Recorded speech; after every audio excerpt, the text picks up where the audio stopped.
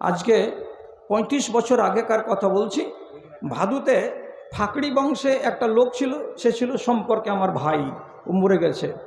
তো ও বলছিল যে গোটা রমজান আল্লাহ তালার কাছে 12টা রাতের পরে ফজর পর্যন্ত দোয়া করলাম, আর এখানে সাদা গামছাতে করে এখানে এত বড় ইঁটকে ল্যাপটিয়ে আমার পার্শ্বে রেখে আল্লাহ তালাকে 30 দিন বললাম যে আল্লাহ এই ইঁটখানাকে তুমি সোনা করে দাও। তো এই একটুকাও রং বদলিল না।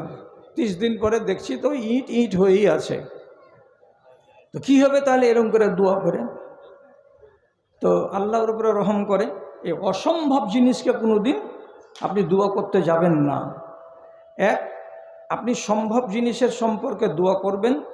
দোয়ার জন্য নাম্বার 1 নম্বর শর্ত বেটা ছেলে এবং বেটি ছেলের জন্য খেয়াল করে নেন, মগজে তুলে নেন।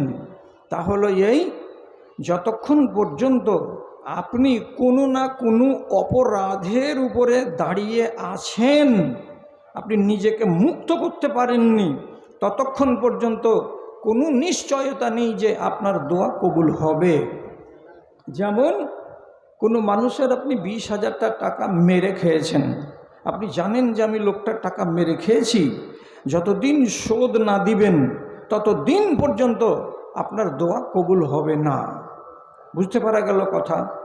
আর একটা কথা মা খালারা শুনে রাখো, সেটা হলো এই, যদি জীবনে যৌবনকালে শখের বশে ব্যভিচার করে থাকো, অথবা বিবাহ শাদী করার পর কোনো পরপুরুষের সাথে তুমি ব্যভিচার করো, স্বামী বাইরে কেরালাতে কাজ করছে এই সুযোগে, তাহলে তোমার মতো মানুষের দোয়া জিন্দেগিতে সহি হাদিসে আছে মেঘের উপরে যাবে না। যতক্ষণ পর্যন্ত তুমি আল্লাহর কাছে কেঁদে কেটে তোমার গুনার মার্জনা করে নিতে না পারবে, ততক্ষণ পর্যন্ত কোনো দোয়া আল্লাহর কাছে মঞ্জুর হবে না। হাদিসে লেখা আছে স্পষ্ট, একটা লোক সাদা কাপড় এহরামের গায়ে দিয়ে ও নেমেছে জেদ্দায়, আর জেদ্দাতে নেমে যতক্ষণ কাবাঘরকে দেখতে না পাবে ততক্ষণ একজন হাজি সাহেবকে কি করতে হয়? লাব্বাইক আল্লাহুম্মা লাব্বাইক করতে থাকতে হয়। তো সে যে দোয়াটা করছে, লাব্বাইক মানে কি? আল্লাহ আমি হাজির, আল্লাহ আমি হাজির, তোমার সেবায় আমি হাজির। কিন্তু আল্লাহ রাব্বুল আলামিন তার নবীকে দিয়ে বলাচ্ছেন, একদম সহি হাদিস, আন্না ইউস্তাজাবু লাহু, কি করে এই লোকটার দোয়া কবুল করা যাবে?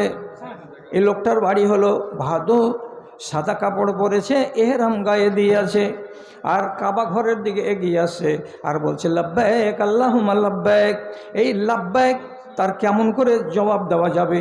কেমন করে তার ডাকে সাড়া দেওয়া যাবে? কেন? মালবাসহু হারামুন ওয়া মাতআমুহু হারামুন, মানুষটার খানা হলো হারাম আর মানুষটার গায়ের পোশাক হলো হারাম। হারাম পোশাক পরে আর হারাম খানা খেয়ে যদি কেউ আল্লাহ রাব্বুল আলামিনের কাছে দোয়া করে, জীবনে কোনো দিন তার দোয়া কবুল হবে না। আমি বলছি, লম্বা সময় ধরে কথা বলার কথা ইনারা বলছেন, কিন্তু আমি চাই যত শর্ট আমাকে বলতে হবে, এটা আমার জন্য সুবিধা। তার উপরে আমাদের শ্রদ্ধেয় ব্যক্তি স্টেজে এসে হাজির। আপনি যে রিজিকটা খাচ্ছেন সেই রিজিক যদি আপনার হালাল না হয়, আপনি জীবনে কোনো দিন আল্লাহ তাআলার কাছে আপনার আরজি পৌঁছাতে পারবেন না। এবং কোনো নারী সে যদি ব্যভিচার করে থাকে আর নিজেকে পবিত্র না করে কেঁদে কেটে আল্লাহর কাছে দোয়া করে, তাহলে তার দোয়া জীবনে কবুল হবে না, মেঘের উপরে উঠবে না। এবার নিজেকে শুধরান, দিয়ে দোয়া করেন, ইনশাআল্লাহ কবুল হবে। চলুন আগে যাই। সব নবী দোয়া করেছেন, একটা করে দুটা করে তাদের দোয়াগুলো কোরআন মাজিদে আলোচনা হয়েছে, আমি অত বলছি না। তবে একটা কথা শিখেন, মুসলমানের বাচ্চা আপনারা, সব থেকে বেশি দোয়া কোরআন মাজিদে কার আছে? আপনি চট করে বলবেন আমাদের নবী হেড, ওনার চাইতে বেশি কার হতে পারে? তো মনে রাখবেন, আমাদের নবীর দোয়া অনেক বেশি, কিন্তু সেগুলো কোরআনের ভিতরে কম। কোরআনের ভাষা দিয়ে যেগুলো দোয়া এসেছে, এই দোয়ার ভেতরে মূল্যায়ন করে দেখেছেন ওলামায়ে দ্বীন, সব থেকে বেশি দোয়া করেছেন কে? আমাদের পিতা হযরতে আদম, হযরতে ইব্রাহিম আলাইহিস সালাম। তিনি যত দোয়া করেছেন সবগুলো দোয়া কোরআন মাজিদে আছে এবং সবগুলো দোয়া কবুল হয়েছে। কিন্তু শুধু আমাদের পিতার একটি মাত্র দোয়া আল্লাহ তাআলা কবুল করেননি, ফেলে দিয়েছেন। কতটি দোয়া করেছিলেন তিনি? 10টা বলবো আজকে। আমার টাইম হলো 11:30 পর্যন্ত, মাঝখানে মাপ পেয়ে গেছি 15 মিনিট, এর ভিতরে আবার 15 মিনিট পকেটমারি করা আছে। এর মধ্যেই আপনাকে যতটি পারছি বলে দিচ্ছি। পহিলা নম্বর দোয়া হযরতে ইব্রাহিমের কবুল। সেটা কি? তিনি বলেছিলেন যে রাব্বে হাবলি মিনাস সলিহিন, আল্লাহ আমাকে একটা ছেলে দান করো। আল্লাহ ছেলে দিয়ে দিয়েছেন। 89 বছর বয়সে, কত? 89 বছর বয়সে হযরতে ইব্রাহিম আলাইহিস সালাতু ওয়াস সালাম একটা বেটার মুখ দেখলেন, তার নাম ইসমাইল, এর মার নাম হাজেরা। তারপরে 92 বছর বয়সে আরেকটা স্ত্রী ছিল, ওটা হলো আগেকার স্ত্রী, তার নাম হলো সারা। তার পেট থেকে রব্বুল আলামিন একটা সন্তান দিলেন, ওর নাম হলো ইসহাক। তাহলে দুটা বেটা পেলেন, একটাকে 89 বছর বয়সে আর একটাকে পেলেন 92 বছর বয়সে। এবার ওনার আর একটা দোয়ার কথা বলি। আল্লাহ তাআলা বললেন, ইব্রাহিম, তোমাকে তোমার বাড়ির প্যালেস্টাইন শহরকে ছেড়ে আমি যেখানে যেতে বলবো,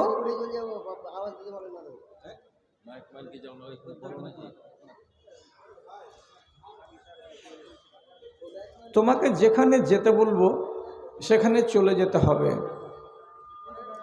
তখন হযরত ইব্রাহিম আলাইহিস সালাতু ওয়াস সালাম আল্লাহকে বললেন, পরওয়ারদিগার, তোমার আদেশ শিরোধার্য।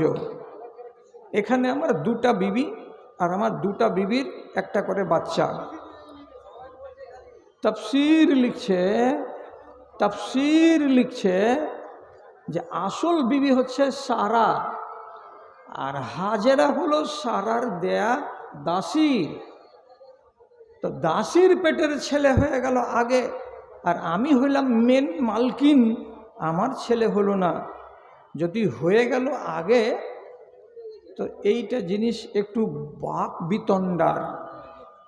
তাফসীরে তাবারি উনি লিখেছেন যে হযরতে সারা নিজের স্বামী ইব্রাহিমকে ডেকে বলছেন, ফাইন্নাহা লা ইউসাকিনুনি ফি বালাদি, হে আমার স্বামী, এই যে আমার সামনে আমার সতীনটা আছে, এই সতীন কিন্তু এখানে আমার সাথে থাকতে পাবে না।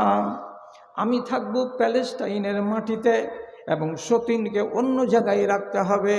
কোথায় তুমি নিয়ে যাবে সেটা তোমার ব্যাপার।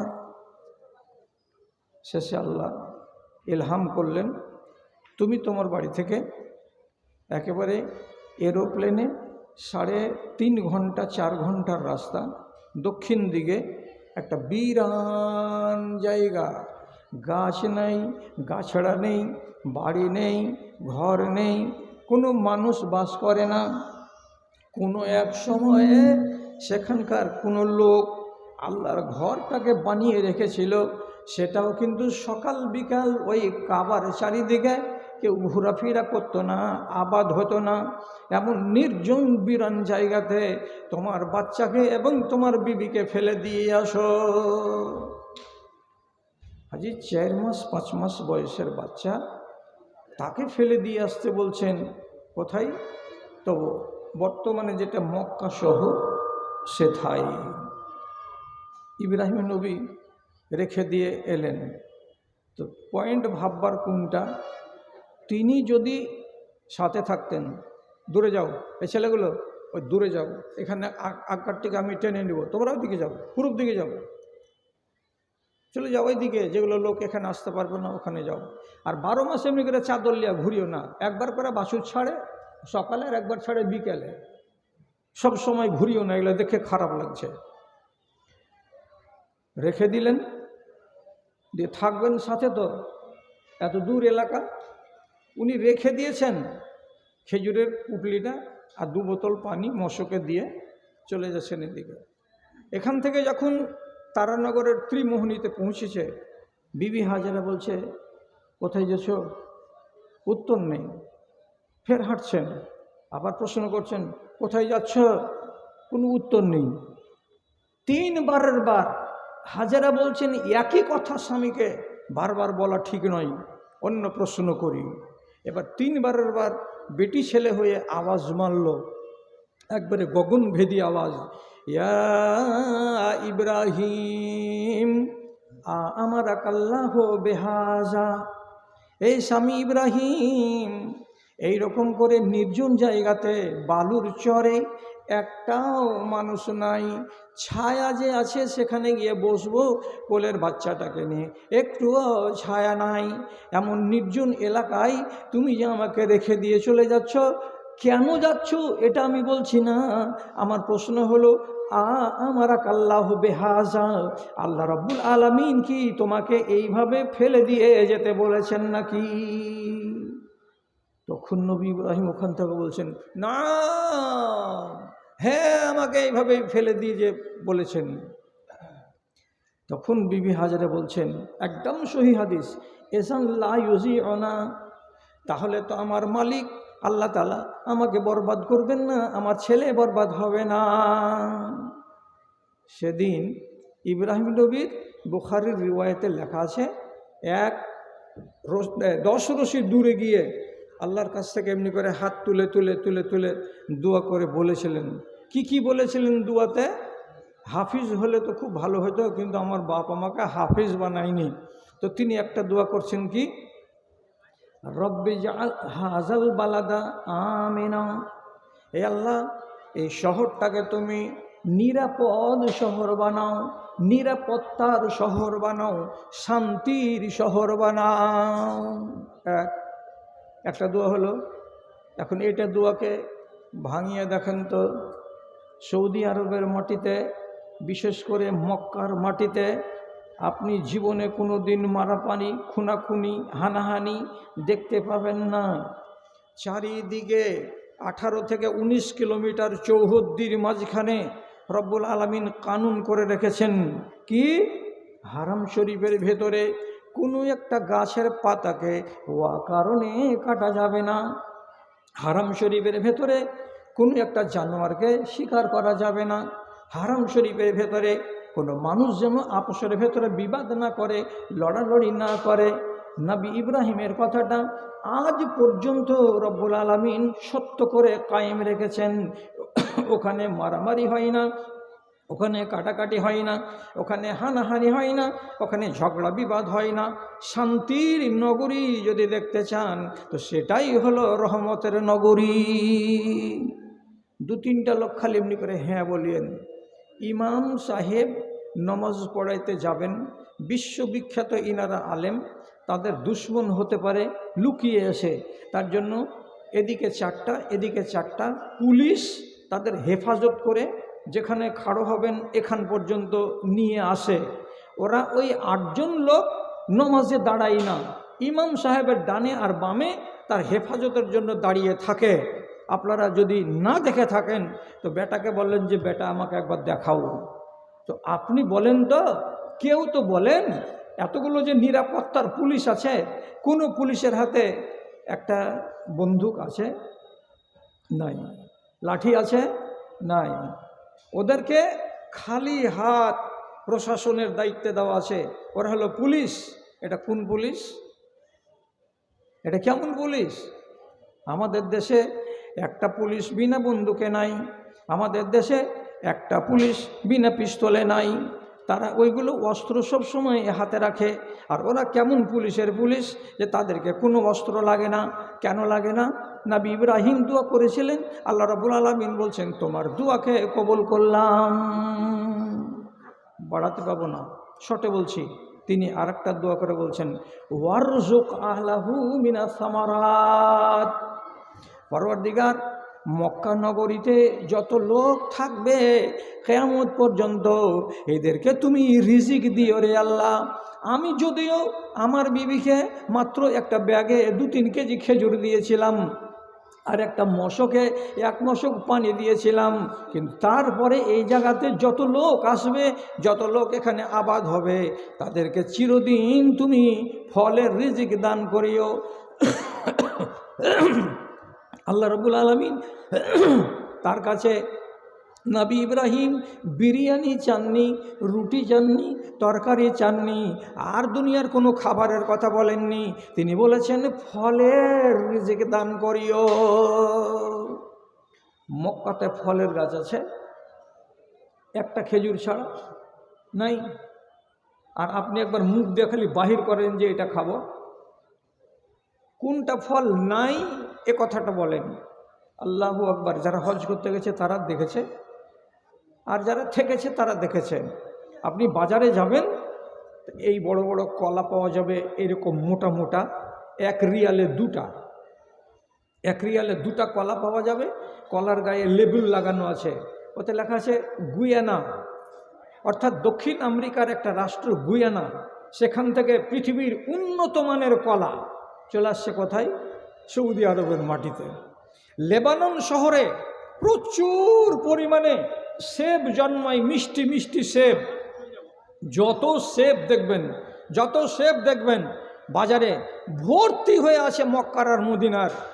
আর সবচাইতে গুণের কথা কি, যে মক্কা শহরের উত্তর কোনায় দোকানে যদি দেখেন 4 রিয়াল কিলো, তো দক্ষিণ মাথায় সরজুলের এলাকায় গিয়ে দেখবেন 4 রিয়াল কিলো।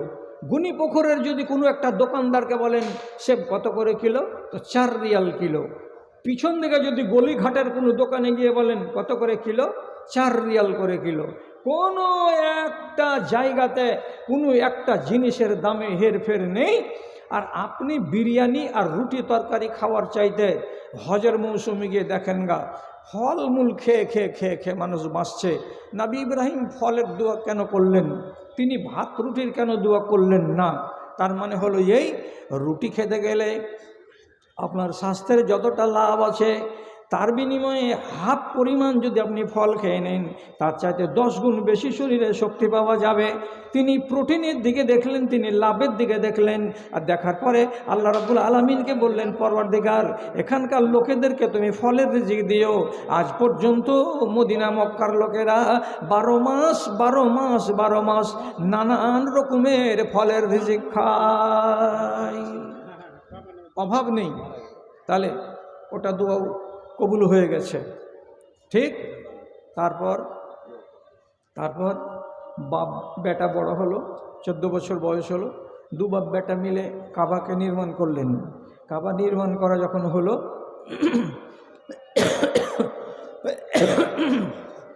তখন হযরত ইব্রাহিম আল্লাহ তাআলার কাছে দোয়া করে বলছেন, এটা আবার আরেকটা দোয়া। তিনি কি বলছেন? ওয়াজআল আফিদাতান নাসে তাহবি ইলাইহি। কি মানে? হে পরওয়ারদিগার, তুমি যেভাবে কাবা বানাতে বললে, আমরা 2 বাপ বেটা মিলে কাবাকে নির্মাণ করে দিলাম। এইবার এই কাবা নির্মাণ হওয়ার পরে এটাকে যে আবাদ করতে হবে, তার জন্য মানুষ তো মক্কাতে কয়টা? বাহির থেকে যদি মানুষ না আসে তো কাবা আবাদ হবে না। কি করব আমি, কি করব? তো প্রথমে আল্লাহ রাব্বুল আলামিন বললেন, তুমি লোককে ডাকো যেন এখানে কাবার চারিদিকে তাকে জিয়ারত করার জন্য আসে। তো তুমি ডাকো না লোককে, তো ইব্রাহিম নবী আল্লাহ তাআলাকে বলছেন, হাগো মালিক, আমি একটা মানুষ 5.5 ফিট সোয়া 5 ফিট লম্বা, আমি যদি এরকম করে আওয়াজ দিই তো এইখান থেকে জোর করে আওয়াজ দিয়ে ডাকবো, ও লোকেরা কাবার জিয়ারত করতে তোমরা এসো, কতটি লোক শুনবে? খুব বেশি যদি শুনতে পাই তা হাঁড়িপাড়া, খুব বেশি যদি শুনতে পাই তো এই গ্রামের দক্ষিণে যেটা বাড়ি আছে সেই বাড়ি, এইটি লোকে কাজ চলবে? আল্লাহ তাআলা বলছেন, আলাইকা আন-নিদাউ ওয়া আলাইয়াল বালাগ, তুমি আওয়াজ দাও দিয়ে ডাকো, আর সেই আওয়াজটাকে দুনিয়ার প্রান্তে প্রান্তে পৌঁছে দেওয়ার দায়িত্ব আমি আল্লাহ নিয়ে রাখলাম। তুমি আওয়াজ দাও। আল্লাহ তাআলা বলছেন, ও আযিন ফিন্নাসে বিল হজ্জে ইয়াতুনাকা রিজালান ওয়া আলা কুল্লি জামিরিন, তুমি আওয়াজ দাও, মানুষকে ডাকো কাবার দিকে। মানুষেরা করবে কি? পায়ে হেঁটে হেঁটে কাবার কাছে আসবে, আর কেউ উটের উপরে চড়ে কাবার কাছে আসবে। আর আল্লাহ রাব্বুল আলামিন বলছেন, ইয়াতিনা মিন কুল্লি জামিরিন মিন কুল্লি ফাজ্জিন আমিক, এমন এমন দুর্গম এলাকা থেকে আসবে যেখান থেকে আসার কল্পনা করা যায় না। যেমন দক্ষিণ আফ্রিকার কেপ টাউন থেকে আসবে, উত্তর আমেরিকার কানাডা থেকেও আসবে, পূর্ব দিকে জাপান থেকেও আসবে, অস্ট্রেলিয়া মহাদেশ থেকেও আসবে, এমন দূর দূরান্ত থেকে হাজার হাজার মানুষ কাবার জিয়ারত করার জন্য আসবে। তুমি আওয়াজ দাও, আমি আওয়াজটা পৌঁছে দেব। হযরত ইব্রাহিম জাবালে আবি কায়েস এই পাহাড়ের উপরে চড়লেন, আর চড়ার পরে যতদূর আওয়াজ দেওয়ার ছিল শক্তি দিয়ে সে আওয়াজটাকে তিনি দিয়ে দিলেন। ডাক কারা কারা শুনেছে? কারা কারা শুনেছে?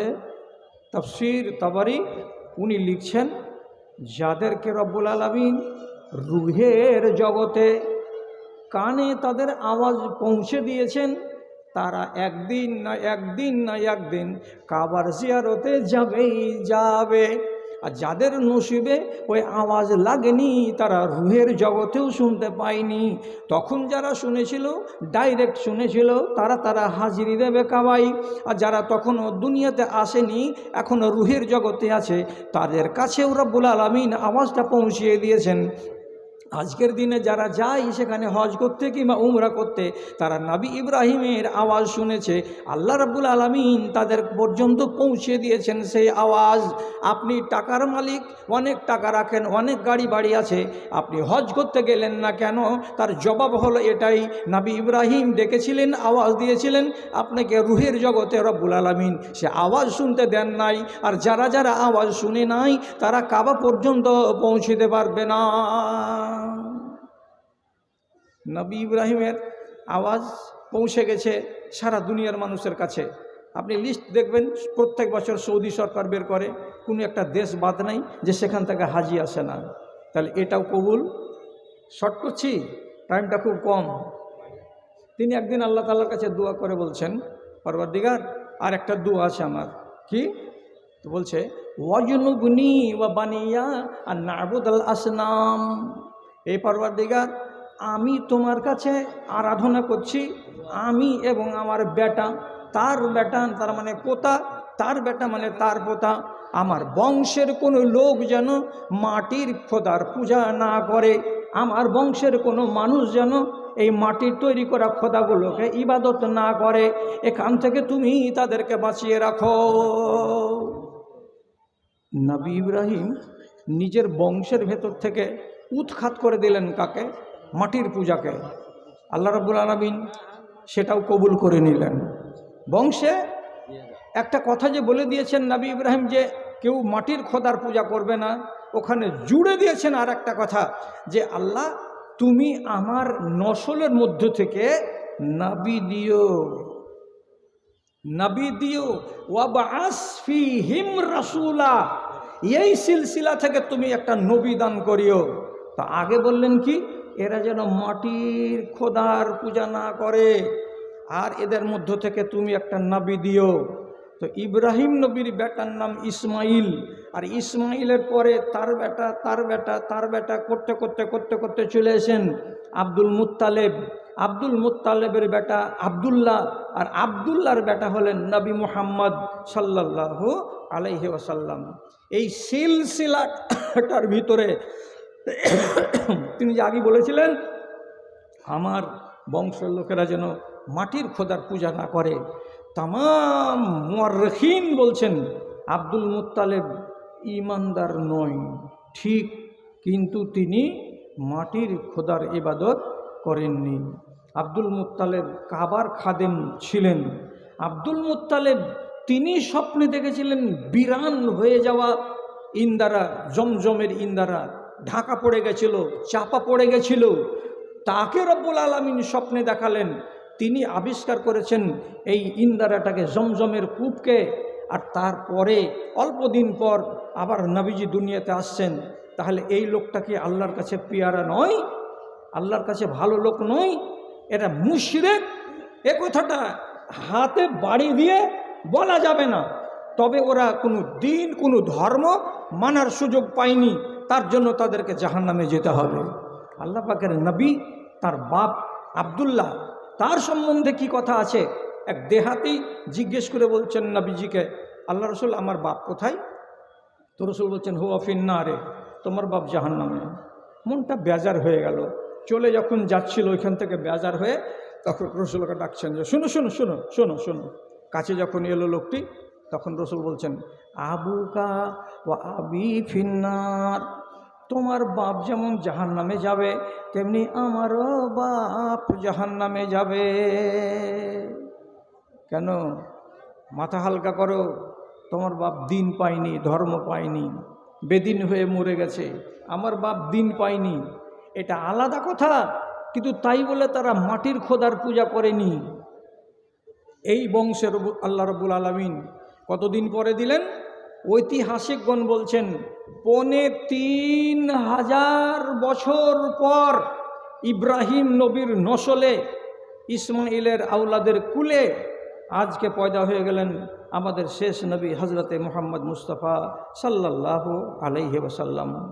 তাহলে নবীও পেয়ে গেলেন, বংশের লোকেরা যেন মাটির পূজা না করে তাও পেয়ে গেলেন। তবে একটা কথা ইতিহাসে সত্য সত্য লেখা আছে এবং বুখারীতে তার আলোচনা এসেছে, সেটা হলো এই আরবের লোকেরা মাটির পূজা করত না। তাদের ভেতরে রসুলুল্লাহর জন্মের মোটামুটি 40-50 বছর আগে একটা লোক আরবের মাটির মক্কা নগরের আমর ইবনে লুহাই, এই লোকটা গেছিল সিরিয়াতে ব্যবসা করতে। ওখানে দেখেছিল মাটির খোদার পূজা, সেখান থেকে একটা মাবুদকে উঠিয়ে নিয়ে এসেছিল মক্কায়, আর দিয়ে সিস্টেম চালু করলো এই প্রতিমার পূজারি। তার জন্য রসুলুল্লাহ রাগ করে বলেছেন, আমি স্বপ্নে দেখেছি কাকে? এই আরব বংশীয় লোক আমর ইবনে লুহাইকে, যে সে তার ভুঁড়িগুলো বাইরে জাহান্নামে পড়ে আছে, আর কলুর ঘানি যেমন চারিদিকে ঘুরে, তেমনি এই শয়তান তার ঘুঁটির চারিদিকে সারাটা দিন ঘুরতে আছে। কেন? এই মানুষটাই, শয়তানটাই সর্বপ্রথম আরবদের মধ্যে বুত পূজাকে নিয়ে এসেছে। তাহলে এবার আপনাকে বলি যে হযরতে ইব্রাহিম যতটি দোয়া করলেন এখন পর্যন্ত সবটি দোয়া কবুল হয়ে গেল। তারপরে এবার আর একটা বলি, সময় কাছে আসছে। তিনি কাবা টাবা নির্মাণ করে দেওয়ার পর ডাক দিয়ে দিলেন সারা দুনিয়ার মানুষকে। দেওয়ার পরে আল্লাহ তাআলাকে বলছেন, আল্লাহ, লোকেরা যে আসবে ভারতবর্ষ থেকে, পশ্চিমবাংলা থেকে, তো এসে এরা কি করবে এরা? তখন আল্লাহ তাআলাকে বলছেন, আরে না মানাসিকানা ওয়াতুব আলাইনা ইন্নাকা আনতাত তাওয়াবুর রহিম। হে রব, ওই লোকেরা যে হাজার হাজার লক্ষ লক্ষ টাকা খরচ করে এত দূর কাবায় আসবে, তারা কি কি করবে সেগুলো তুমি আমাকে দেখিয়ে দাও, আমি লোকেদেরকে দেখিয়ে দেব, তাহলে তাদের ইবাদত হবে এবং তুমি তাদের উপরে রাজি হয়ে যাবে। আল্লাহ রাব্বুল আলামিন সঙ্গে সঙ্গে জিবরিল আমিনকে পাঠালেন, জিবরিল তোমাকে যেভাবে বলছি সেভাবে যাও এবং আমার নবী ইব্রাহিমকে আর তার স্ত্রীকে সাথে করে নিয়ে যেখানে যেখানে যেতে বলছি আর যেভাবে যেভাবে করতে বলছি সেভাবে করো, আর করার পরে আমার নবীকে সবগুলো বিধান শিখিয়ে দাও। জিবরিল এলেন 8 তারিখের দিন, জিলহিজ্জা মাস, ইব্রাহিম নবীকে আর স্ত্রীকে সাথে করে নিয়ে এক পা দুপা করে হাঁটতে হাঁটতে মক্কা কাবা থেকে মাপ করে দেখতে গেলে 7 কিলোমিটার পূর্ব উত্তর দিকে একটি জায়গা, তার নাম হলো মিনা। ওখানে নিয়ে গেলেন। ওখানে নিয়ে যাওয়ার পরে তিনি ইশারা করে বলছেন, ইব্রাহিম এই জায়গাটা হচ্ছে মানুষের আকাঙ্ক্ষার জায়গা, এখানে আসবে, এসে তুমি নামাজ পড়বে, রাতটা কাটাবে। রাত কাটা হয়ে গেল। সকালবেলাই হলো 9 তারিখ। তখন হযরতে জিবরিল এরা দুজনকে সাথে করে নিয়ে হাঁটতে হাঁটতে হাঁটতে হাঁটতে চলে গেলেন ওইখান থেকে আর 9 কিলোমিটার উত্তর পূর্ব দিকে, জায়গাটার নাম হলো আরাফা। দিয়ে হযরতে জিবরিল বললেন, এই জায়গাটা হচ্ছে এত পাক এবং এত ফজিলতের জায়গা, এইখানে যদি তুমি এবং তোমার বেটারা প্রাণ খুলে আল্লাহ রব্বুল আলমিনের কাছে কোনো জিনিস চাই, আরাধনা করে, তো সেই জিনিসটাই তাকে দেওয়া হয়। এই জায়গাটা অত্যন্ত মূল্যবান। কেন আরাফা সেগুলো বলতে পাবো না আমি এখন, ওগুলো পরের আলোচনাতে হবে।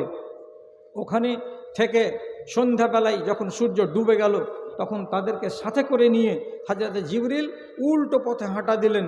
এখান থেকে গেছিলেন 9 কিলোমিটার, ওখান থেকে ফেরত পথে আসলেন 5 কিলোমিটার একটা জায়গা, সেই জায়গাটার নাম হলো মুজদালফা।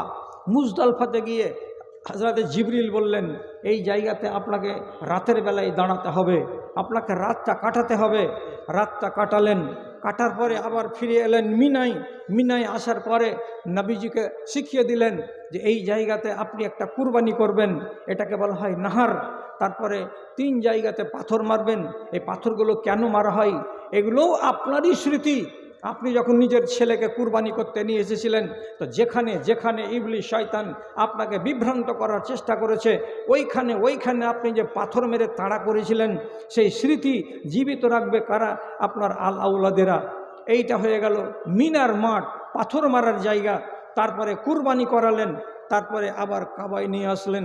নিয়ে আসার পরে হযরত জিবরিল বলছেন, হাযিহি মানাসিকুল হজ্জে, যতটি কাজ আমি করলাম আর যতটি করে আপনাকে দেখালাম এগুলো হলো হজের অংশ।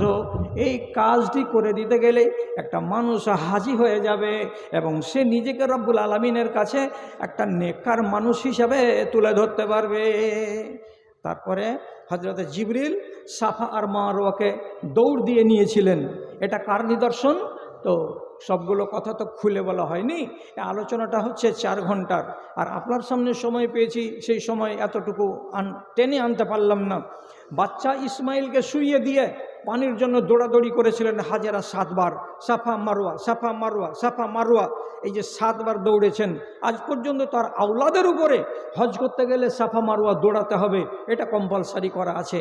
দৌড়ের শেষে পানি পেয়েছিলেন বালক 6 মাসের শিশু ইসমাইলের পায়ের তলায়। সেই পানি হলো জমজমের ইন্দারা। ইন্দারার পানি পান করেছিলেন, ওটা আমাকে আর আপনাকে পান করতে হয়। এটা হলো সেই সুন্নাত। সবগুলো জিনিস শিখিয়ে দিয়ে গেলেন কে? হযরত জিবরিল আলাইহিস সালাতু ওয়াস সালাম। শটের উপরে কথা, এতটি দোয়া করছেন, সবই কবুল কবুল কবুল কবুল। আপনি বলেন হাজি ওয়ার দোয়া সবই কবুল হয়েছে আর আমাদের দোয়া কবুল কেন হয় না? তো কেন হয় না জন্য জবাব কি দিব আপনাকে? একবার দিয়েছি, আর একটা দিচ্ছি।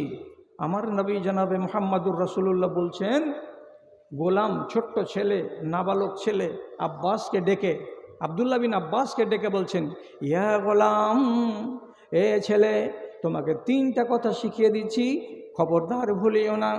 একটা কথা নবী বললেন, ইহফাজিল্লাহ ইয়াহফাজুকা, তুমি আল্লাহ রাব্বুল আলামিনকে হাতের মুঠোই রাখবে, তুমি তোমার অন্তরে মজবুত করে রাখবে, আল্লাহকে তুমি ধরে রাখবে, আল্লাহকে তুমি আঁকড়ে রাখবে। তোমার উঠতে, তোমার বসতে, তোমার চলতে, তোমার ফিরতে, তোমার খাওয়াই, তোমার পড়াই, তোমার দুনিয়াদারিতে, তোমার দিনদারিতে, সব জায়গায় আল্লাহ তাআলাকে তুমি যদি আঁকড়ে ধরে থাকো, রব্বুল আলামিন তোমাকেও আঁকড়ে ধরে থাকবেন। তুমি যদি তাকে না ছাড়ো, আল্লাহ তাআলা তোমাকে কখনোই ছাড়বেন না। তাহলে একটা শর্ত কি? তুমি আমাকে ধরো, তাহলে ও তোমাকে ধরবে। তুমি আল্লাহকে ধরো, আল্লাহ তোমাকে ধরবে। কথাটা ছেড়ে দিও না, হে আব্দুল্লাহ বিন আব্বাস তোমাকে শিখিয়ে দিলাম, বাকি দুটো কথা থেকে গেল। তাহলে আপনি আল্লাহকে ধরেন, এর মানে হলো আপনি আল্লাহর কথা শুনেন। আল্লাহ তাআলা বলছেন আমি তোমার কথা শুনবো, আর যদি তুমি আমার কথা না শুনো তো তোমার বেলা আমিও ঠন ঠন। সোজা কথা রব্বুল আলামিন বলছেন ফাজকুরুনি আযকুরুকুম, ফাজকুরুনি আযকুরুকুম। তুমি আমাকে স্মরণ করো, আমি তোমাকে স্মরণ করব। তুমি আমাকে ডাকো, আমি তোমাকে ডাকবো। তুমি আমাকে স্মরণ করবে, আমি তোমাকে স্মরণ করব। একদিক থেকে কোনো দিন হয় না, দুদিক থেকে যতক্ষণ তাল না মিলবে ততক্ষণ কাজ হাসিল হবে না। তো ইব্রাহিম নবী আল্লাহর একটা কথাকে ফেলে দেননি। আল্লাহ রাব্বুল আলামিন তখন নিজের পক্ষ থেকে ইব্রাহিম নবীর একটা দোয়াকে ফেলে দেননি। তো ইব্রাহিম নবীকে আল্লাহ তাআলা কি কি কাজ বলেছিলেন, ভারী ভারী কাজ আপনি নিজে বলেন। আপনাকে যদি বলি আপনার স্ত্রীকে আর আপনার বেটাকে শামসিতে একটা ডেরাতে ভাড়া নিয়ে এলেন, ওকে রেখে দেন, আর দিয়ে আপনি 3 বছরের মতন কেরালা চলে যান, আপনি মুখ দেখতে পাবেন না, ফেসবুক এগুলো বন্ধ, কিছুই নেই। আপনি এইরকম করে আপনার বিবিকে, বাচ্চাকে ফেলে দিয়ে যেতে পারবেন? হরগিজ পারবেন না। এখন যদি একটা বাচ্চা হয়েছে দুনিয়াতে, সবখানি হয়ে পড়েনি, আধখানি দুনিয়াতে আসছে আর আধখানি বাকি আছে, তখন থেকে আর একজনা ফেসবুক ধরে আসার কয়েছে তোর বাড়িওয়ালির ছেলে হয়েছে, যেমনি হয়ে পড়লো বেটা হয়েছে, কেরালায় বসে বসে দেখে নিল যে বেটা হয়ে গেছে। যদি আপনাকে বলে বেটা হয়ে আছে, দেখতে পেয়েছেন না আপনি, মন ধড়ফড় করবে কি করবে না? যদি বলে এই মেয়ে, এই স্ত্রীকার এই বাচ্চাকে বনবাসে ফেলে আসো, আপনাকে ঠেলা লাগবে কি লাগবে না? আপনি বলুন। এত কঠিন কাজ আল্লাহ তাআলা বললেন নবী ইব্রাহিমকে, ইব্রাহিম নে বলছেন লাব্বাইক, আমি আপনার কাজ করে দেব, দিয়ে চলে আসলেন। যৌবনকাল, যেই কালে বিয়ে শাদী হয়নি, আর সেই কালে আল্লাহ তাআলা তবলিগের দায়িত্ব দিলেন। তিনি যখন দাওয়াতের কাজ শুরু করলেন, তখন প্রথম আক্রমণ হলো কার? টাকা নিব না আমি, আমার কাছে টাইম আছে 11:30, 11টার সময় টাকা নিব। তো আধ ঘন্টা যে আদায় করবো, হ্যাঁ এরকম করে করছিস তোরা। ইব্রাহিম নবী, কথাটা খেয়াল ছুটে গেল। তো যাই হোক, যৌবন বয়সে ওকে বাপ সামনাসামনি বলছে এগুলা ছাড়বি, যদি না ছাড়িস পাথর মেরে তোকে জিন্দাই মেরে ফেল দেবো। কে বলছে? বাপ। এটা বাদ দিবি? বাদ যদি না দিস তো বাপ আমি বলছি লার জমান নাকা, আমি পাথর মেরে মেরে তোকে মেরে শেষ করে দেবো। আচ্ছা, বাপ যদি বেটাকে এত বড় কথা বলে, তাহলে দুনিয়াতে বাঁচার জায়গা কোথাও আছে? শেষে কি হলো? তিনি বাধ্য হয়ে, বাপ যখন এরকম কথা বলে দিল, তখন বাপকে বলছে সালামুন আলাইকা আস্তাগফিরুল্লাহ।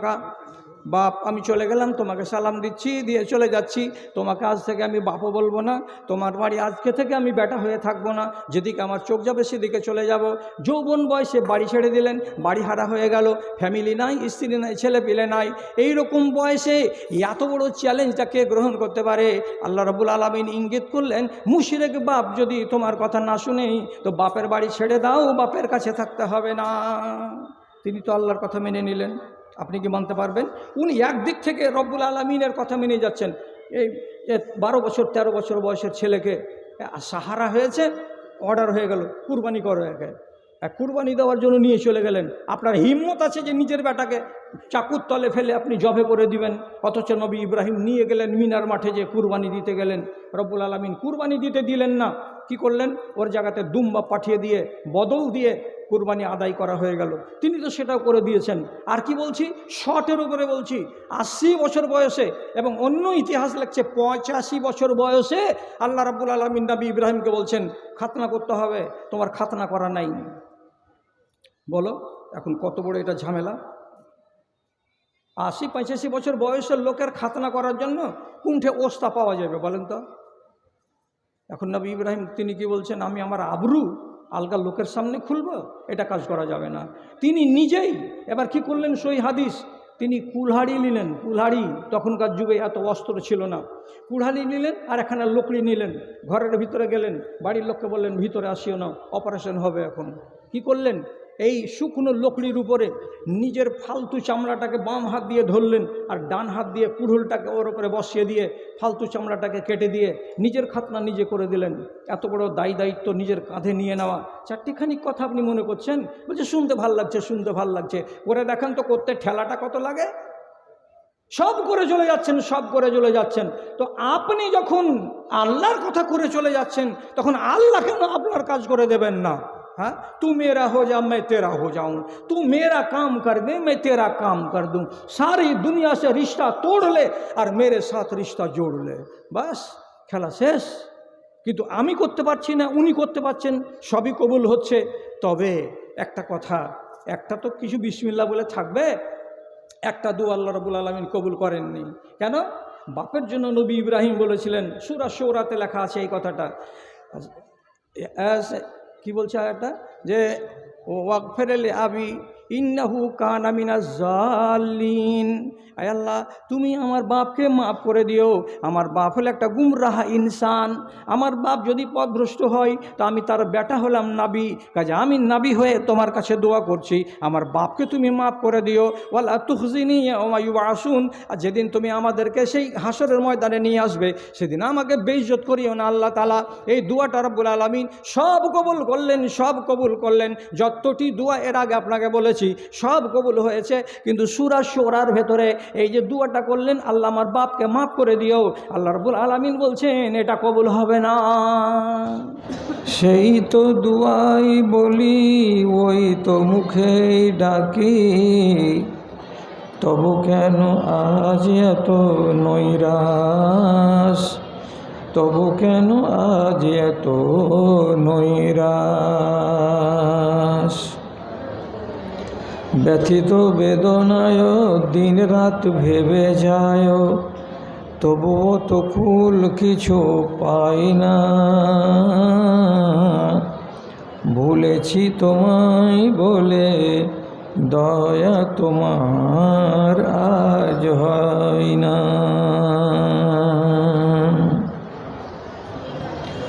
মনের দুয়ার খুলে নিজের দুহাত তুলে বসেছি গো চাহিবারে, আছে কিনা কিছু কৃপা তোমার কাছে আমারে দান করিবারে।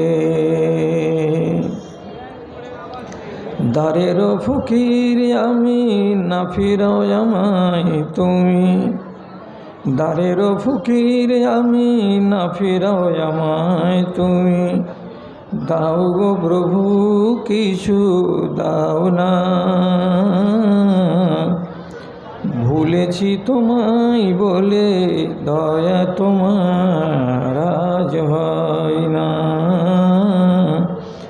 তাই তো চেয়েও মোরা তোমার কাছেতে কিছু পাই না।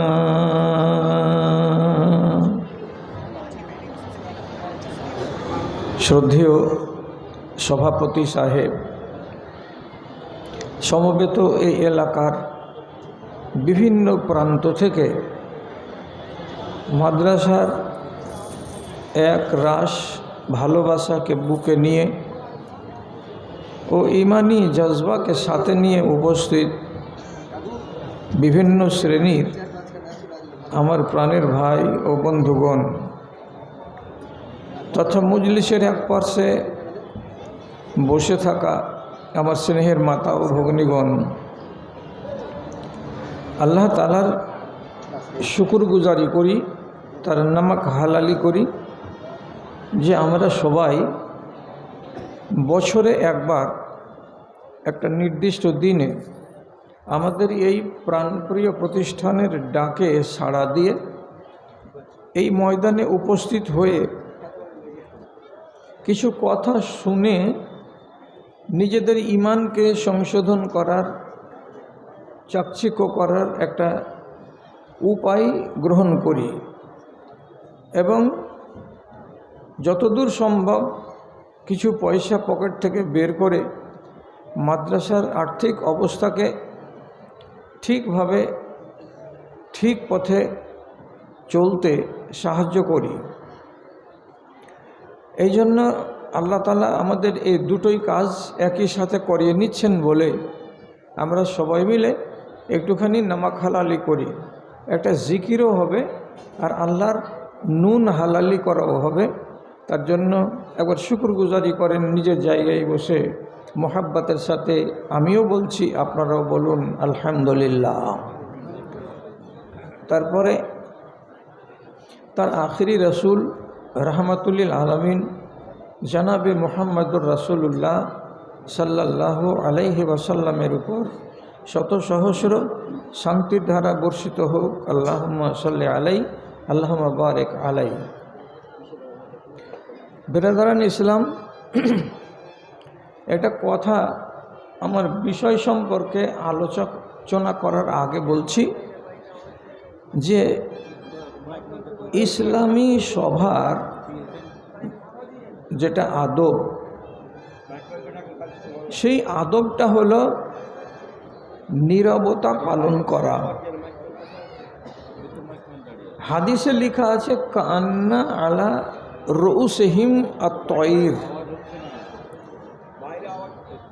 রাসূলুল্লাহর মজলিসে লোকেরা যখন বসতেন আলোচনা শোনার জন্য, তখন সেখানকার পরিস্থিতিটা কেমন থাকতো?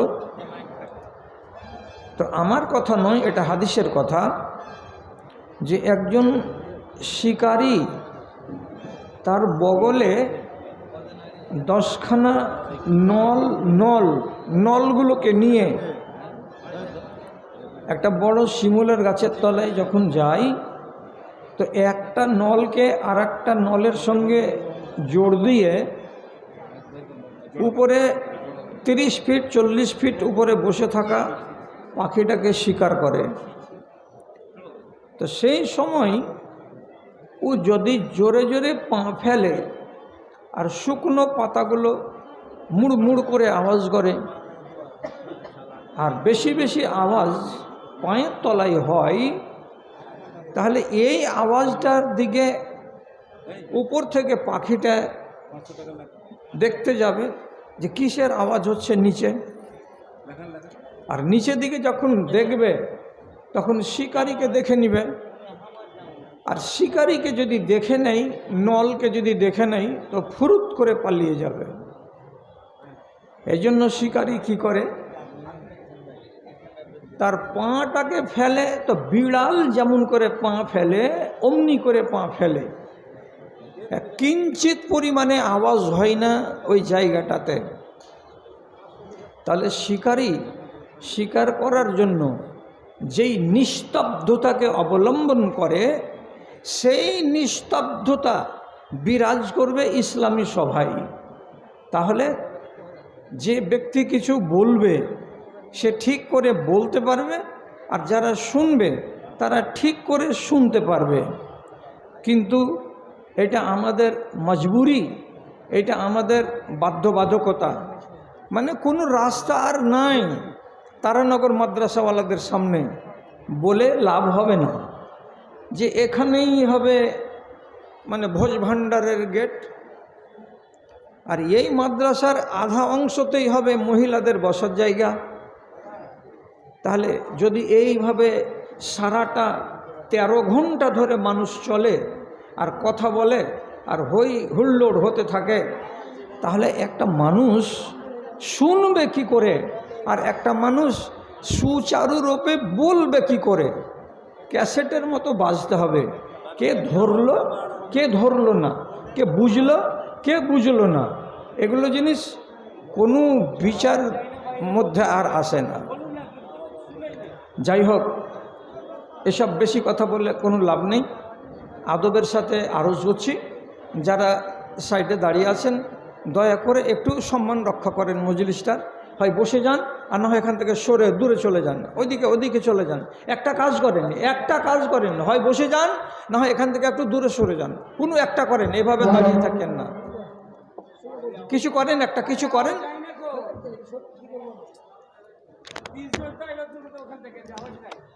কোনখানে আওয়াজ নেই?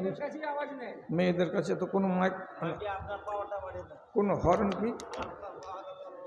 না, আমি জনম কাটিয়ে দিলাম আমার এই পাওয়ারে। জি না, আমার অসুবিধা নেই। হ্যাঁ, এবার কথা আরম্ভ করছি। কয়েক মিনিট নষ্ট হয়ে গেল। আল্লাহ রাব্বুল আলামিন বলছেন, দুনিয়ার সকল মানুষকে সম্বোধন করে, শুধু মুসলমানকে নয়। যখন মুসলমানদেরকে আল্লাহ তাআলা বলেন, তখন ইয়া আইয়ুহাল্লাযিনা আমানু বলে ডাকেন। আর যখন দুনিয়ার সকল মানুষকে বলেন, তার ভেতরে মুসলমান, হিন্দু, জৈন, পার্সিয়ান, খ্রিস্টান, অগ্নিপূজক সবাই থাকে। তো আল্লাহ তাআলা দুনিয়ার সব মানুষকে ডেকে বলছেন, ইয়া আইয়ুহান নাস আনতুমুল ফুকারাউ ইলাল্লাহি ওয়াল্লাহু গনিয়্যুন হামিদ। হে দুনিয়ার মানুষ, তোমরা যত আছো, সারা পৃথিবীতে 228টি রাষ্ট্রে সব ফকির। তোমরা সবাই ফকির, একমাত্র আমি আকাশ ও জমিনের মালিক আল্লাহ ধনী। তাছাড়া পৃথিবীতে কেউ আর ধনী নেই, সবাই অভাবী। আর আমি অভাব থেকে মুক্ত, আমি হলাম দাতা। আর তোমরা পৃথিবীর সমস্ত মানুষ হলে গ্রহীতা।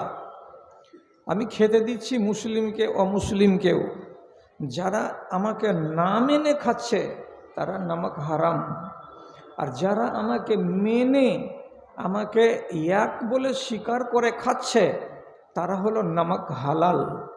নামক হালালদের কাছে আমি কৈফিয়ত নিব না, নামক হারামদের কাছে কৈফিয়ত নিব। আল্লাহ বললেন, তোমরা সবাই ফকির। ফকিরের কাজ হলো চাওয়া, অভাব পেশ করা। কার কাছে? যিনি ধনী তার কাছে। সবাই করে, আমিও করি, আপনিও করেন, আর দেশের মানুষেরাও করে।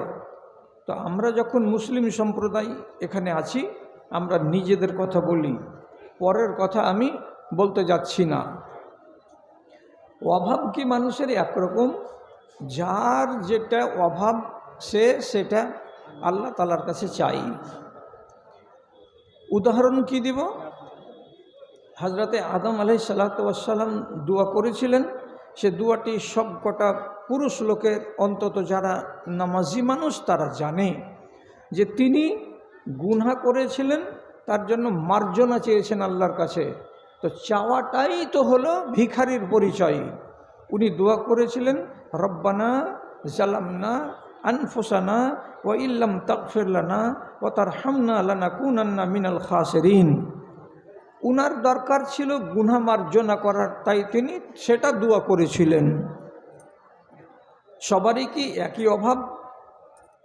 নবী ইউনূস আলাইহিস সালাতু ওয়াস সালাম মাছের পেটে যখন ঢুকে গেলেন, আর মাছ যখন নদীর তলায় গিয়ে বসে গেল, তখন তিনি নিজের জানের উপরে বিপদ আশঙ্কা করলেন যে আর বাঁচব না, মরে যাব। তখন তিনি নাজাত পাওয়ার জন্য, মাছের পেট থেকে কল্যাণ পাবো কি করে, তার জন্য নিজের গরজকে সামনে রেখে আল্লাহ তাআলার কাছে দোয়া করতে লাগলেন। তার গরজ আলাদা। তিনি বললেন, লা ইলাহা ইল্লা আনতা সুবহানাকা ইন্নী কুনতু মিনাজ জালিমিন। সে নিজের চাওয়া পেয়ে গেল। হযরতে আদম নিজের যেটা চাওয়া তিনিও পেয়ে গেলেন। কেন? কোরআন মাজিদে রব্বুল আলামিন বলছেন, ফাত্তাবা আলাইহে, তোমার তওবাকে কবুল করা হলো। তাহলে তিনি তিনার চাওয়া পেয়ে গেলেন। হযরতে ইউনূসকে বাইরে এনে মাছে উগলে দিল, তিনি চাওয়াটা পেয়ে গেলেন। তাহলে চেয়েছেন, পেয়েছেন। চাওয়া একরকমের নয়। আমার চাওয়া আলাদা, আপনার চাওয়া আলাদা। নবী মুসা আলাইহিস সালাতু ওয়াস সালাম তোতলা ছিলেন, জুবানে আড় ছিল, এটা তো আপনারা জানেন। এটা জানেন আপনারা কি জানেন না? ছোট বয়সে আগুন দিয়ে আর ফুল দিয়ে পরীক্ষা করা হয়েছিল যে এই ছেলেটা যে ফেরাউনের গালে 2 বছর বয়সের ছেলে চড় মেরে দিল তাড়াম করে, আর যাকে আসিয়া বলছে আমার বেটা, আর ফেরাউনকে বলতে বলছে যে এটা তোমারও বেটা, পালক বেটা, ছেলেটাকে আদর করো। তো ফেরাউনের গালে চড় মারার পরীক্ষায় দিতে হয়েছিল নবী মুসাকে। তো বলা হয়েছিল যদি এই ছেলেটা নির্বোধ না হলো তো দেখো তো আগুন দাও আর ফুল দাও সামনে। তো নবী মুসা ফুলটাকে না ধরে আগুনকে ধরে নিয়েছিলেন, এবং এক মুফাসসিরের মতে ওই আগুনকে ধরে মুখে দিয়ে দিয়েছিলেন। তখন বিশ্বাস হয়েছিল ফেরাউনের যে আসলেই ছেলেটা বুঝে না, এর বোধ বুদ্ধি নেই। তো যাই হোক, নবী মুসার জবানে ছিল তোতলামি, উনি পরিষ্কার করে কথা বলতে পারতেন না। উনার প্রয়োজন দেখা দিল যে আমার মুখ তো পরিষ্কার নয়, আমার ভাষা তো একটু করে আড় আছে, তো আমি আমার প্রয়োজনের কথা আল্লাহকে বলি। তখন উনি দোয়া করছেন আল্লাহ তাআলার কাছে, রব্বিশ শরহ লি সাদরি ওয়ায়াসসির লি আমরি ওয়াহলুল উকদাতাম মিন লিসানি ইয়াফকাহু কওলি। আল্লাহ, আমার জবানের আড় খুলে দাও যাতে আমি ঠিক করে মানুষকে বুঝাতে পারি। আমার অন্তরটাকে উন্মুক্ত করে দাও যাতে মানুষের কাছে আমার মনের কথাটা ঠিক করে ব্যক্ত করতে পারি।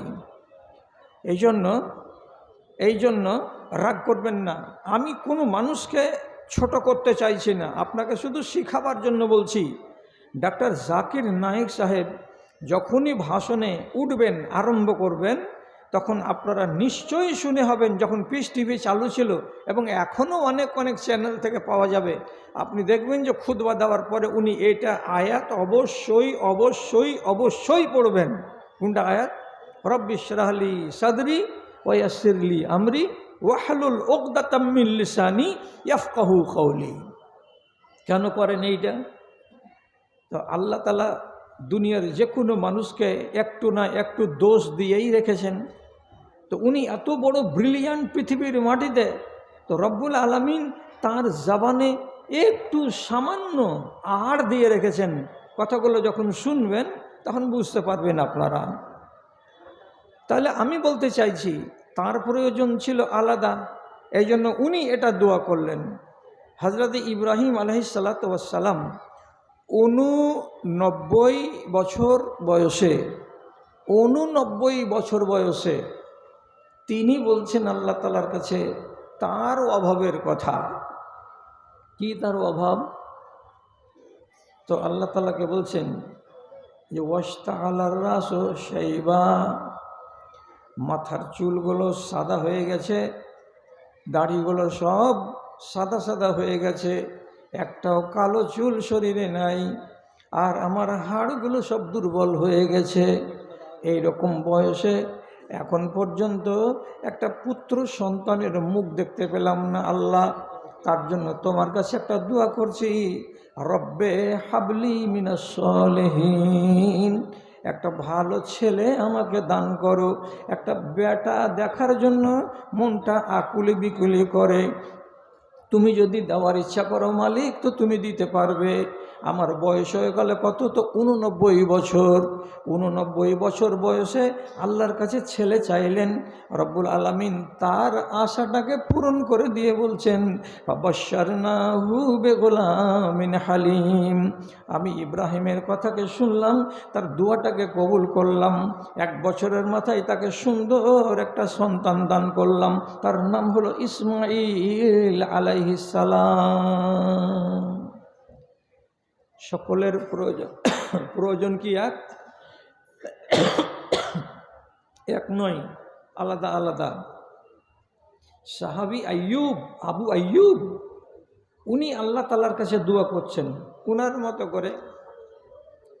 শেষের দিকে বয়স যখন হয়ে গেছে তো আল্লাহ তাআলার কাছে সবই পেয়েছেন, একটা জিনিস শুধু দোয়া করে বলছেন, আল্লাহুম্মা লা তুমিতনি বেআরজিল কাফেরে, পরওয়ারদিগার আমি যেন জীবনে কোনো দিন কোনো কাফেরের দেশে না মরি, আর আমার মাটিটা যেন কোনো কাফেরের দেশে না হয়, আমার কবরটা যেন নিশ্চয়ই কোনো মুসলমান দেশে হয়, কোনো মুসলমানদের এলাকায় হয়। আজব, উনার তামান্নাটা কি? আমার কবর যেন ইসলামী রাষ্ট্রে মুসলমানদের দেশে হয়। যেখানে তার মরণ হয়েছিল সেটা হলো কনস্তান্তিনোপল যাওয়ার বেলা। তো যেখানে মরণ হয়েছিল সেটা ছিল মুশরিকদের এলাকা। উঁটে চড়া অবস্থাতে তিনি মরেছিলেন। মরা সওয়ারিকে নিয়ে উঁট এক রাতের অর্ধেক অংশ হেঁটেছে। উঁট জানে না যে আমার আরোহী মরে গেছে, ও জানে যে আমার আরোহী ঢুলছে আছে, আমি চলি। উঁট চলছে চলছে চলছে, যখন বেলা ফজর হলো তখন কোন মসজিদ বা গ্রামের সামন দিয়ে যাওয়ার কালে লোকেরা তাকে থামালো। কে গো তুমি গো?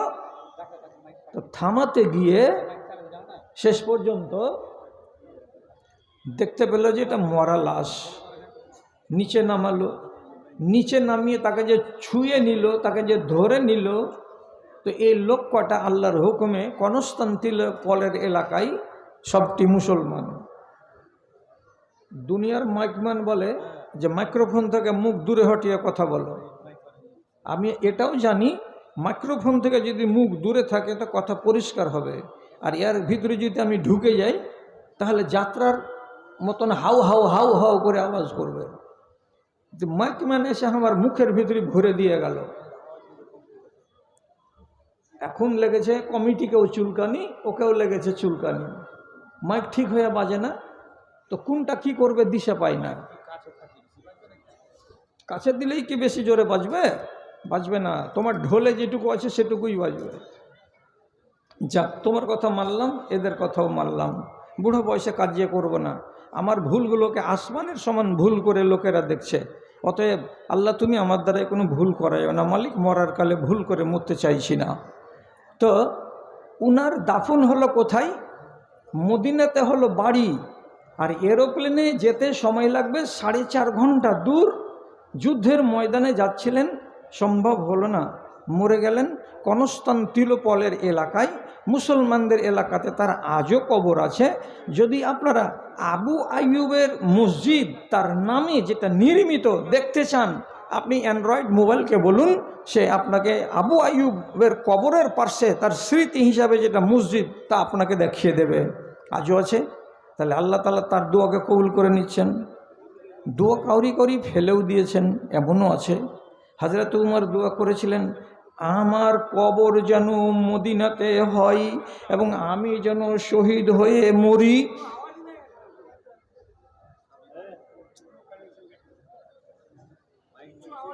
হ্যাঁ, তোমরা আগে আওয়াজ করো, তখন আমি আওয়াজ করছি।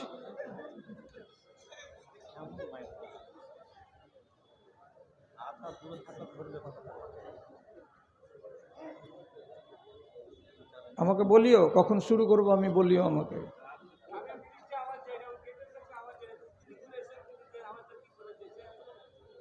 আমি কিন্তু তারানগর গ্রামের তীরমোহনীতে আওয়াজ শুনতে পেয়েছি, খুব ঝাউ ঝাউ করে বাজছিল যখন আসি। এখন এইখানে হয় না তো কি যেন হয় না, তা আল্লাহ ভালো জানেন। আর হচ্ছে হয়তো মনের মতো হয় না, তাও হতে পারে। যাক, এখন ছটফট করে লাভ হবে না। বাচ্চা হবে না বাড়িতে, হসপিটাল পৌঁছিতেই হবে। আর 12 রকম বকে লাভ নাই। কি বলছিলাম? উনি আল্লাহর কাছে দোয়া করছেন যে আমি মরণ নেব মদিনায়, আমি মরব শহীদ হয়ে। জটিল কি আছে? আল্লাহ রাব্বুল আলামিন বলছেন তোমার দোয়া এভাবেই কবুল করব, তোমাকে আমি এখানেই মরণ দেব। শহীদ করে আল্লাহ তাআলা তাকে মরণ দিলেন মদিনার মাটিতে। সাঈদ বিন জুবায়ের উনি দোয়া করছেন আল্লাহ তাআলার কাছে, পরওয়ারদিগার হাজ্জাজ বিন ইউসুফ লক্ষ লক্ষ মানুষকে মারল, আমাকেও মারল, আমি নির্দোষ মানুষ, আমার কোনো দোষ নেই, একটা রতি পরিমাণে আমি দোষী নই, তারপরেও সে আমাকে মারল। তো আমাকে যখন মারল তো আমি তোমার কাছে মরে যাওয়ার আগে একটা দোয়া করে যাচ্ছি, পরওয়ারদিগার তুমি যদি আমার কথাটাকে মেনে নাও তো আমার মনটা খুশি হয়ে যাবে মালিক। তো তিনি কি দোয়া করেছেন আল্লাহ তাআলার কাছে? উনি মরবার আগেখানে, দম যাওয়ার আগেখানে বলছেন, আল্লাহুম্মা লা তুসাল্লিতুহু আলা আহাদিন বাদি। পরওয়ারদিগার এই হাজ্জাজ বিন ইউসুফের মতো জালেম মানুষ আমার পরে যেন আর কাউকে না মারতে পারে, তার হাতে তুমি বল দিও না, তার হাতে তুমি ক্ষমতা দিও না। তার হাতে মার্ডার হলো হাজার হাজার মানুষ, আমি যেন তার মার্ডার শেষ মার্ডার হই, আমার পরে যেন কাউকে সে মারতে না পারে। কি কাউকে যেন সে মারতে না পারে। এই কথাটা আল্লাহ তাআলা কবুল করলেন তার। কিভাবে কবুল হলো? একে মারার পরে 40 দিন বেঁচে ছিল হাজ্জাজ বিন ইউসুফ। তো যেদিন মারা গেল, মেরে ফেলা হলো, তারপর থেকে এর হাত আর পা স্থির থাকলো না, কাঁপতে লাগলো। এমন মরণ মরলো, আল্লাহ তুমি জানো, মালিক তুমি, তার উপরে দয়া করেছো করনি তোমার ব্যাপার। মরবার কালে বিছান ছেড়ে ছেড়ে দৌড়ে পালিয়ে যাচ্ছিল, দৌড়ে দৌড়ে পালিয়ে যাচ্ছিল, ল্যাবকে ফেলে দিয়ে উঠে যাচ্ছিল। আর যখনই বলে, এই বাবা তুমি এমন কেন করছো, চুপচাপ শুয়ে থাকো না, চুপচাপ শুয়ে থাকো না, তুই বলছে যে চোখ বন্ধ করে শরীরের উপরে ল্যাব চাপা দিয়ে আমি নীরবে থাকার চেষ্টা করছি বাবা, কিন্তু যখনই চোখ বন্ধ করছি দেখছি এত বড় লম্বা তরবারি হাতে করে আমার দিকে তেড়ে চলে আসছে সাঈদ বিন জুবায়ের। আমি স্বপ্নের মতো দেখতে পাচ্ছি। এটা কে? এই লোকটাই হলো এমন একজন জালিলুল কাদার তাবেঈ যে এর ফিকা আর এর ইলম আর এর ফতোয়া সারাটা মক্কা, মদিনা এবং বাসরা এলাকার লোক সমৃদ্ধ হয়েছে। তার মতো নেককার মানুষকে মেরেছে, এরপরে আর কোনো মানুষকে সে মারতে পারেনি। তাহলে রব্বুল আলামিন তারও দোয়া কবুল করেছেন। এবার আপনাকে বলি, আপনারা কেউ এখানে আছেন যিনি আমাকে আড়ালে অথবা ফোনে বলবেন যে মৌলানা আমি আমার জীবনে একটা দোয়া করেছি, তো আমার দোয়া কবুল হয়নি? কোনো মেয়ে ছেলে এমন আছে সে আমাকে ফোনে বলবে যে আমি দোয়া করছি আল্লাহ তাআলার কাছে কোনো একটা জিনিস, তো আল্লাহ তাআলা কবুল করছেন না? তো কি, কেন করছেন না? তো যদি কেউ এ কথাটা জানতে চান তাহলে আপনাকে বলছি, প্রথম কথা, অসম্ভব কোনো জিনিস আল্লাহ তাআলার কাছে দোয়া করবেন না। যেটা সম্ভব মানুষ হিসাবে করার এবং পাওয়ার সেটাই করবেন। অসম্ভব জিনিসকে আপনি দোয়া করবেন না।